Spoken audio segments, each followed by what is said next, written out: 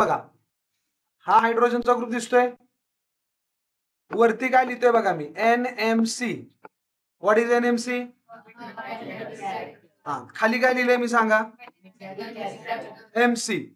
NMC वर लिहिले.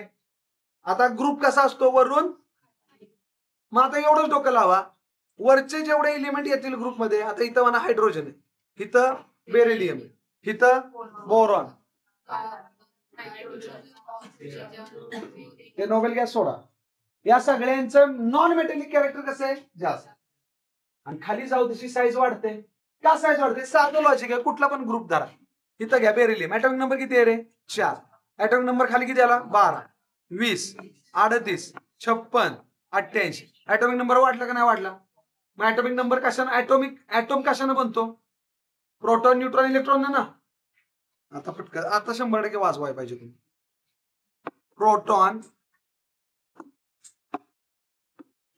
Proton plus neutron. किती वेळा शिकवलं होतं रे ऍडिशन केल्यावर? न्यूक्लियस तयार होतो. किती वेळा सांगितलं होतं? अरे किती वेळा सांगितलं होतं? हा न्यूक्लियस तयार होतो, म्हणजे असं समजा सेंटरला न्यूक्लियस असतो आणि कडेनं कोण फिरत असतात? कडेनं कोण फिरत असतात? इलेक्ट्रॉन. आणि टोटल आपण त्याला काय नाव दिले? ऍटोम. म्हणजे ऍटोम बनतो कशानं? Proton plus neutron. आणि proton is equal to electron. का? कारण प्रोटॉनचा पॉझिटिव्ह चार्ज इलेक्ट्रॉनच्या निगेटिव्हला स्वतःकडे अट्रॅक्ट करतो. या दोघांच्या मध्ये जो फोर्स आहे त्याला आपण म्हणतो फोर्स ऑफ अट्रॅक्शन. किती वेळा शिकवायची ही गोष्ट? एक पॉझिटिव्ह एकाच निगेटिव्हला अट्रॅक्ट करणार आहे, 10 निगेटिव्हला अट्रॅक्ट नाही करू शकत तो. किंवा एक निगेटिव्ह एकाच प्लस कडे अट्रॅक्ट होणार आहे, 2 पॉझिटिव्ह त्याला अट्रॅक्ट करू शकत नाही. म्हणून हे इक्वल आहे ना, म्हणून काय हे इक्वल, म्हणजे याचे ऍटॉमिक नंबर काय झाले? इक्वल झाले. Is that clear? समजलं का नाही कळलं?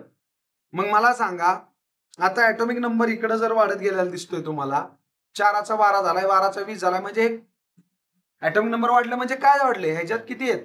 4 प्रोटॉन, 4 न्यूट्रॉन आणि 4 इलेक्ट्रॉन. ह्याच्यात किती आणार? 12 प्रोटॉन, 12 न्यूट्रॉन, 12 इलेक्ट्रॉन. ह्याच्यात काय येणार? 20 प्रोटॉन, 20 न्यूट्रॉन, 20 इलेक्ट्रॉन. कळलं का नाही कळलं? म्हणजे ऍटॉमिक नंबर वाढतोय याचा अर्थ काय वाढतात? बोला. आत्ताच बोललो, आत्ताच शिकवलं आणि त्याच्यावर प्रश्न विचारला. ऍटॉमिक नंबर वाढतो म्हणजे नक्की काय वाढतात? फक्त इलेक्ट्रॉन. तिथं सोडवून अरे बरी त्यांना सोडवले की रे, 4 प्रोटॉन, 4 न्यूट्रॉन, 4 इलेक्ट्रॉन. इकडं 12 प्रोटॉन, 12 न्यूट्रॉन, 12 इलेक्ट्रॉन. इकडं 20 प्रोटॉन, 20 न्यूट्रॉन, 20 इलेक्ट्रॉन. काय वाढतात ऍटॉमिक नंबर प्रमाणे? काय वाढतात? फक्त प्रोटॉन वाढतात का? मग इलेक्ट्रॉन फक्त वाढतात? नीट उत्तर द्या, नीट. प्रोटॉन, न्यूट्रॉन, म्हणजे हे कोण आहेत? साप. कोण आहे ते आपले? सापाचा लॉंग फॉर्म म्हणजे सगळ्या 12कडे इथनं सुरुवात होती. कळलं का? आणि हेच जर नालायकांनो प्रत्येक वेळेस विसरत गेला चंडू बाबांनो, तर पुढे काय तुम्हाला केमिस्ट्री कळणार? आता हे लक्षात आलं का सगळ्यांच्या? मला सांगा. अरे कळलंय का हे? वरती कुठलं कॅरेक्टर वाढतं? Non metallic. खाली कुठलं वाढतं? मेटॅलिक. खाली कुठलं वाढतं? मेटॅलिक. आता मला एक सांगा पोरांनो, हे जे ग्रुप तुम्हाला जे दिसत आहेत आता, याच्यामध्ये दिसतात का प्रत्येक ग्रुपचं आपण इलेक्ट्रोव्हॅलन्सी पण बघितली होती का नाही? आता तुम्हाला मी हे लिहून दिलं, नको पिऊ सरबत. बोला लवकर, नको पिऊ सरबत. सरबत बिरबत. आता का नायट्रोजन, फॉस्फरस. नको म्हणजे नायट्रोजन, पिऊ म्हणजे फॉस्फरस, असं म्हणजे आर्सेनिक, एस. असं एस आर्सेनिक. सरबत अँटीमोनी, SB. सरबत स आणि ब, SB सरबत. अँटीमोनी BI बिरबत, बिस्मत. काय ते? बिस्मत. तर तुम्ही मला सांगा बरं, इथं ऍटॉमिक नंबर किती आहे रे? नायट्रोजनचा डी नंबर पहिले 30 वाक्य दिलेत, रोज वहीत लिहा. ऍटॉमिक मास नंबरचा फॉर्म्युला लिहा. न्यूक्लियस कसा म्हणतो ते, ऍटॉम कसा म्हणतो ते वहीत लिहा. रोज फॉर्म्युलेची वही मी पुढच्या मीटिंगला जर म्हणलं मला 1 जुलैपासून फॉर्म्युलेची वही दाखव, तर जुलैपासूनच्या तारखा टाकलेले सगळे फॉर्म्युले पाहिजे.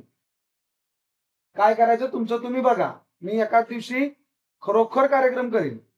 मला माहिती आहे निम्म्यापेक्षा जास्त पोरं असे की ज्यांनी फॉर्म्युले लिहायचं बंद केले. सुरुवात करा, मागचं लिहा. ऐन टायमिंगला जर तोंडावर पडला तर मला म्हणायचं नाही सर का.